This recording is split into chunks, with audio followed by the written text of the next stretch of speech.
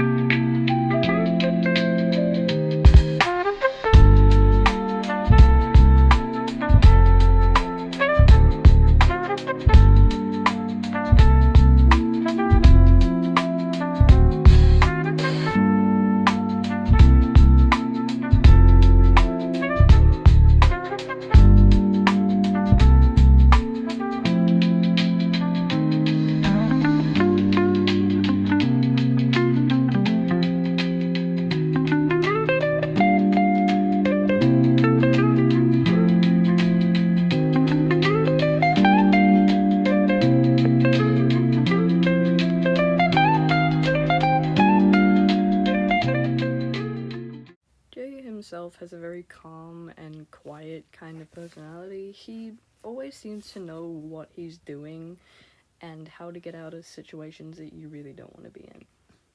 That's why he's the leader of our little group, because he sort of always knows what to do, or at least it seems like it. When he was maybe 19, he was out with his partner, son, just sort of, being teenagers, although that's kind of hard during the apocalypse. Jay's never really been super loud or very reckless or the kind to jump in without any kind of planning, but even the best of us make mistakes sometimes. He didn't notice the gap in the walls. He didn't notice until it was too late that something had come in, and the only option that he had was to protect Sun at all costs, giving up his own leg in the process. He's always been very self-sacrificing for others. Again, it's another reason that makes him such a good leader. When he was maybe 23 is when he first found Kai, who was 9 at the time. He'd been away from Sun for a while. He'd left him because he thought that being around him was dangerous. Not for him, but for Sun. He was a liability because of his lame leg. But Kai was a child and had no one to take care of him, so being with a cripple was generally better than being alone if you're that young, or at least that's what Jay thought. He's always been very self-conscious about his injuries, especially given the type of situation that he's in with the state of the world. I mean, you can't really blame him. Kai kind of became like a son to him, and when Sunny came back, they were sort of like a family. They stayed together, they helped each other. That's how they survived. Obviously, that wasn't always gonna last.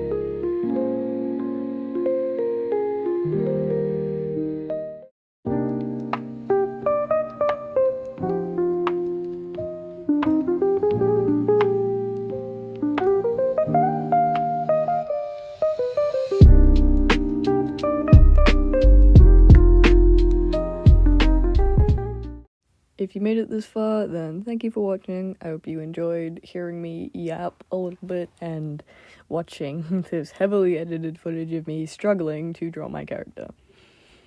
I hope you have a nice day or night, and please don't mind my stupid fucking friend wheezing in the background.